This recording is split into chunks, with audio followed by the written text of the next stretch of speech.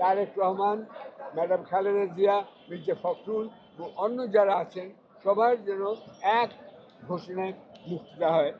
শুনতে হবে আমার কথা, আপনাদের কথা আমরা শুনেছি। আমাকে যে এই যে মামলা, মিথ্যা মামলা থেকে অব্যাহতি দিতে হবে, এই চার্জ ফেলে দিতে হবে। আসিফ নজরুল করতে পারেন, আইনমন্ত্রী তিনি করবেন, ধন্যবাদ তাকে সেদিন দেবো।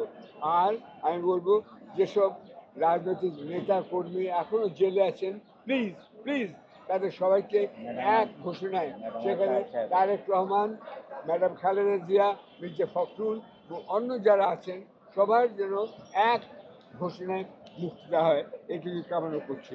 আপনারা সবার নিরাপত্তা এবং বাজারের জিনিসপত্রের দাম যেন কমে, ডলারের দাম সোনার দাম যেন স্থিতিশীল থাকে, এটাই বুঝবেন উন্নয়নের সূচক। সেইভাবে আপনারা চলুন, ডক্টর ইউনূসকে সময় দিন, আপনারা ভালো থাকুন। সবাইকে লাল গোলাপ শুভেচ্ছা।